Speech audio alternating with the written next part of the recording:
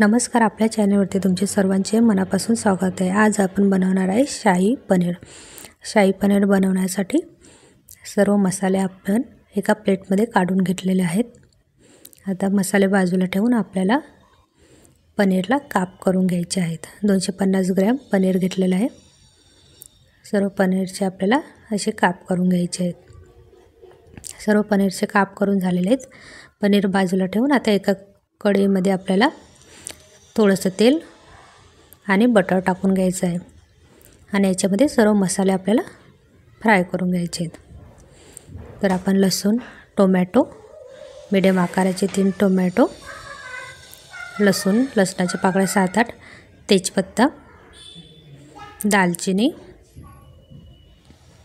इलायची घेतली आहे 3, 2 लवंग, हिरवी मिरची घेतली 2, 7-8 काजू घेतले आणि कांदे आपण कापलेले होते मीडियम आकाराचे 3 ते घेतले।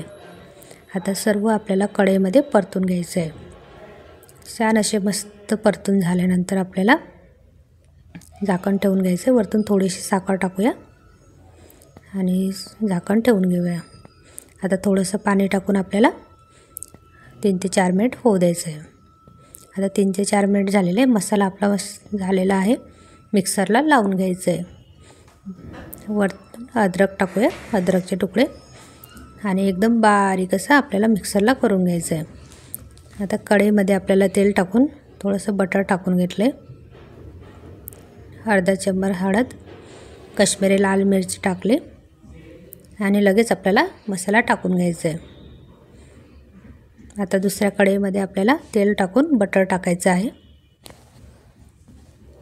आणि पनीर आपल्याला फ्राय करून घ्यायचं आहे।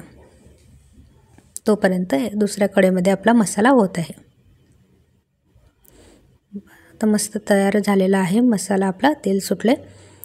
आता थोडं आपल्याला जेवढं लागेल तेवढं पाणी आपल्याला टाकून घ्यायचं आहे। एकदम पातळ पण नको ग्रेव्ही आणि घट्ट पण नको, अशी मीडियम अशी ग्रेव्ही करायची। आता आपला मसाला मस्त झालेला आहे। आता पनीर आपण टाकून घेतलं आहे।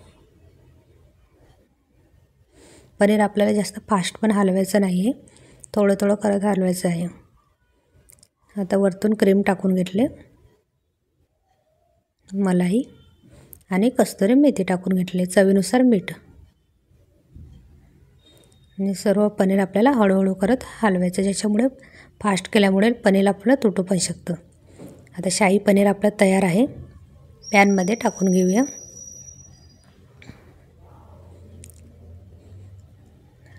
मलाई टाकून घ्यायची आहे आणि थोडीशी कस्तुरी मेथी।